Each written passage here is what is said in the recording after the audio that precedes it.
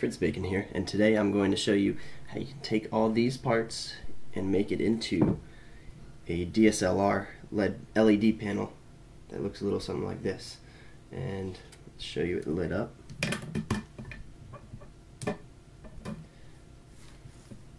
There it is. And as you can see, it is extremely bright for just these tiny LEDs. Right now there are 60 LEDs wired in parallel on this panel right here. This panel's, don't know the exact kV of it, but it is almost as bright as a car headlight. I took it out back into my backyard and it was enough to light up the entire backyard, no problem.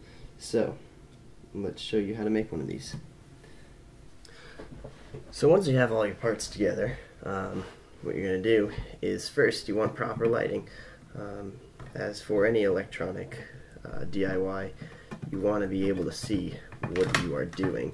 So I am of course using the LED lit panel that I made. So first what you're going to need to do is identify which lead of the LED is positive. And on this you can see there's a long lead and then there's a short lead. The long lead is positive, the short lead is negative. So just remember that and you should be fine. The second part is actually then laying out your LEDs on the PCB board. So what you're going to do is, I flipped it over. I do not have double-sided copper clad. So what you're going to do, this is going to be my layout. You can do any layout you want, but this one is going to be what mine is on all the other ones. So just stick your LEDs in like that. I go positive down and negative up with a row with 2 in each sort of little row,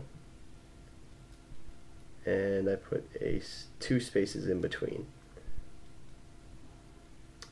And I'm actually going to switch over to one I've already made. So what you're going to want to do after you arrange all your LEDs is you want to tape them, otherwise they'll just fall right out of the PCB board. And so then when you flip it over, all those wires are exposed just like that, and then that allows them to be accessed by your solder tip, and then you just solder tiny little drops of solder onto each tip. To solder all these tips, what you're going to do is you're going to need a solder gun first. Solder and flux can be helpful too. So when buying these materials, if you don't have them already, you're going to want to look for a solder gun with a really narrow tip, so it's easy to access each of these individual LED leads, just because they are very close together, and you don't want the solder or any metal touching that shouldn't be touching. Once you have all your pieces soldered together, and there's solder, there will be 2 solder joints for every 1 LED. Now once you have those done, all you got to do is cut off those tips just like that. As you can see on the back of the existing LED panel, everything's cut off and smooth, and then you see where I ran the LEDs. This is the positive, so this is the bottom of the LEDs, the resistor. So there's going to be, these are all resistor roots right here. Oop, did not mean to spark that. Won't do that again. So once you have all your LEDs all just like this, it's going to look just like this one right here. Try to ignore this mess, this is for a different project, but just like that, that is what the LED solder is going to look like. Once you're done with that, you're going to come back over here, and then you're going to, let's do an example on this one. You're going to come back onto this board, take your resistor of choice that you know is going to work, and then you're going to just insert it right next to the positive lead.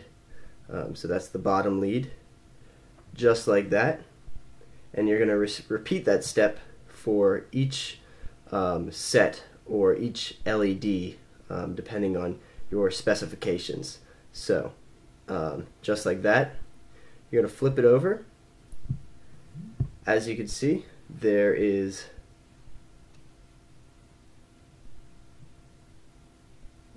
LEDs right like that. Then you just connect the diodes. Basically, you're just going to connect everything positive to or the diode goes to positive. Then you're going to route all those positive diodes, or those positive resistors are going to go right out here.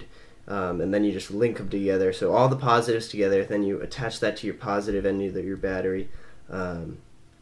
It's a bit complex, so if you have any knowledge about resistors or LEDs, it's pretty straightforward. If not, there's tons of diagrams online that help you select which LED voltage and resistor are a perfect match, and they also show you how to diagram those in a specific order. So I'll post links to that in the description. Now let's go do a test of, I'm just going to show you how well these lights work. So let's go do that.